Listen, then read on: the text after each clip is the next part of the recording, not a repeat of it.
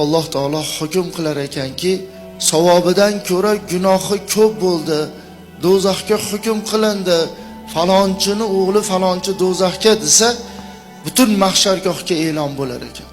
Shunda mahshargohda larzaga keltiradigan ovoz kelar ekanki, yo Hannon, yo Mannon, yo Zal Jaloli val Ikrom, bu meni otam bo'ladi, ey Alloh hukmni to'xtat.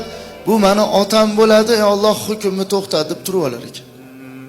Shunda Alloh taolo hukmni to'xtatinglar, tarozini oldiga qaytaringlar va u yig'layotgan ayol bilan tarozini orasiga yo'lak ochinglar. Ayol tarozini oldiga kelar ekan, otasini bu tarafdan qaytarib olib kelishar ekan.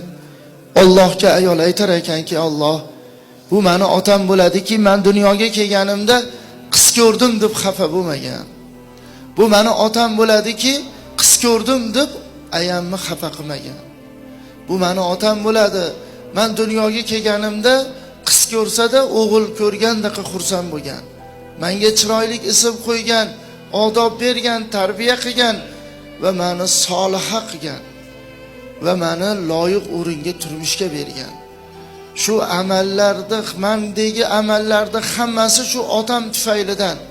Ey Alloh, shu otamni qancha jannatga kirishlikka sabab bo'ladigan savob ketadigan bo'lsa, men berib olaman, beraman deb turib olar ekan. Shunda Alloh aytar ekanki, ayolni savobidan olib otasini savobiga qo'shinglar. Savoblar qo'shilib Alloh aytar ekanki, hukm o'zgardi. Bu insonga endi jannat muborak bo'lsin. Shunda Alloh taolo qizga qarasa, qiz jannatga teskari bo'lib turgan bo'lar ekan. So'rar ekan, "Ey bandam, nimaga jannatga teskari bo'lib turibsan?" desa, o'zi jannatga kirishlikka ishtiyoqi bo'lib turib, majburan otasiga savob berganga o'xshab qolmasin, shuning uchun teskari bo'lib turibman desa, Alloh taoloning rahmati mavj urib aytar ekanki, bir bandaga savobini berib tursa, men ularning Robbisiman-ku, olib kelib ko'sini ham jannatga deb olar ekan. Atrofda ovoz kelar ekan, yo Hannon, yo Mannon, yo Zal Jalol val Ikrom, qaniydi meni ham o'g'il farzandlarimni qiz bo'lganda edi.